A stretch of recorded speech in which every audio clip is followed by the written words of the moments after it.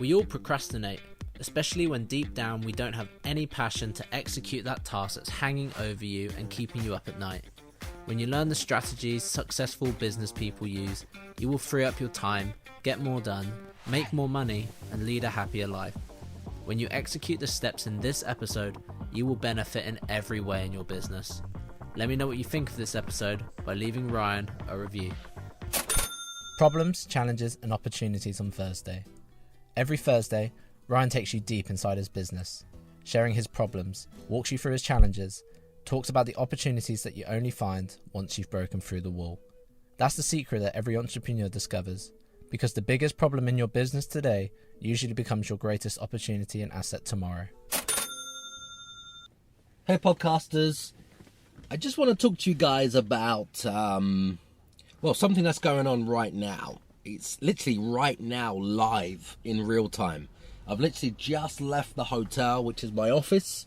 I've walked outside, jumped in the car, and I'm recording this episode. Now, it's to do with procrastination, okay? I have a mountain of things to do, an absolute mountain of tasks to get through. Most of these tasks are mundane, they're problematic, they're crap, they're not exciting, they're not rewarding, and it's really just, in reality, it's just loose ends, tying up loose ends, admin, getting back to people, finalizing details for tenants, for end of contracts where properties are being returned, even checking invoices and things like that before people need to be paid to make sure the right amount has been, invoiced for, and there's no extras on there that you haven't seen, and, just things to look over, to glance over, old meetings which, have to be done, and, this is the thing.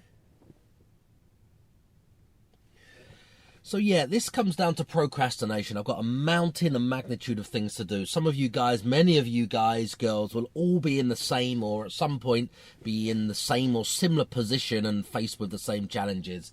I mean, I don't know how you're wired, but the way I'm wired is I just don't like the admin. I think part of me thinks it's beneath me because I've been there, I've done that, etc. And part of me, however ridiculous that sounds, it's beneath me. Part of me also feels that it's just not for me. I'm just not wired that way. And, you hear it all the time. And, great men have said to me that you outsource all of your weaknesses, okay? So when you just look at it from that point of view, instead of me saying, oh, it's just beneath me, when you outsource your weaknesses, that's a way to get rid of these things. Now, yes, I'm responsible for everything. It's my company. Whenever there's problems or challenges, it's my head that has to roll. I'm accountable. I hold my hands up. I have to be accountable.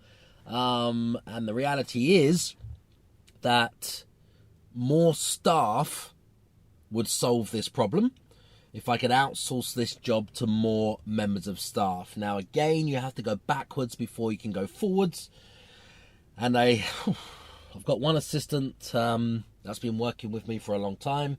A second assistant I did take on board the start of the lockdown, or before the lockdown. And, they were on trial and various things didn't work out. So they're obviously no longer with my company. So the reality is I can outsource this. My assistant now, who's been with me for a long time, like I just said, I still need the time to put the systems in place and go backwards before I can go forwards. And I know the answers are there in spending a day, 2 days, or a day and then a few hours across a week to refine things, so they've got instructions and manuals and checklists and things to do to literally get it out of my head onto a piece of paper, onto their desk, or with a video or anything else. So I do know that it's my responsibility and I have to do these things, which will ultimately make my life easier, because right now I don't like doing the shitty tasks. Not because I'm spoiled or anything else. They have to be done, but I'm racing ahead, looking at properties in, some prestigious postcode addresses in this particular city, which I'm going to go ahead with. I want to write the offers. I want to get them right. I've had to meet some clients, some relationship management today. What else is going on? Structuring a deal for another hotel, so that's taken a lot of my time at the moment to get that right, and all the refinements and everything else. And then there's the other day-to-day and looking after all the properties we've got and the problems and the complaints and the fires that I have to put out and dealing with joint venture partners, etc., etc. So there's a lot more exciting things that I like to do that I'm sure you guys also like to do. And then it comes to the procrastination. If you're already shortletting on Booking.com or Airbnb and you're not generating $8,200 for your 3 beds, $6,200 for your 2 beds, or even $4,100 for your 1 beds each month, then oh my goodness, you're losing money every single month. Now, I created an ebook to show you exactly how we hit those numbers consistently in my business, and I want to give you a free copy so I can show you exactly how you can do the same. Just go to www.theyrentanihome.com/free book and tell me where to send your copy. Does that make sense? Where there's all of these little loose ends, and to be totally honest, they are a huge downfall for me. These loose ends, they're a huge downfall because, let me give you an example. Somebody I may not have come back to about a basic thing. Actually, let me give you a real example. Excuse me, this happens a lot. Now, I took my children out a few weeks ago on the weekend, and we bump into some guys which we know, which are the like the bungee jumping guys. They're Hungarians. They have all the bungee jumping things. I did a bungee jump with them. My children did a bungee jump. They always give us extra rides and free stuff, etc., etc. And then they say, Ryan, have you got any property for us in August? We're in August now. And I say, sure, what are you looking for? Oh, we're just happy with this or that. We just need something like this for us. We haven't really got everything the agency wants. We only really want it for a month or 2. Everybody says, no, can you help? Now, it's not a case of we haven't got the properties. We have got the properties.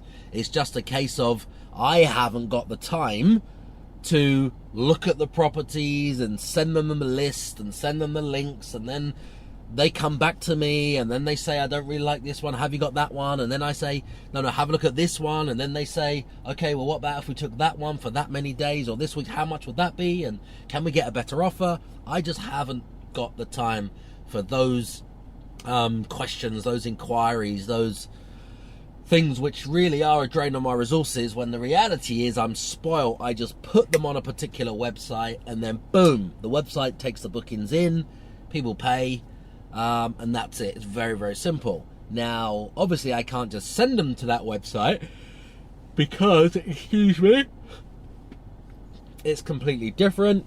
It's shorter term lets. It's not the whole month or 2 month let they want. It's different prices.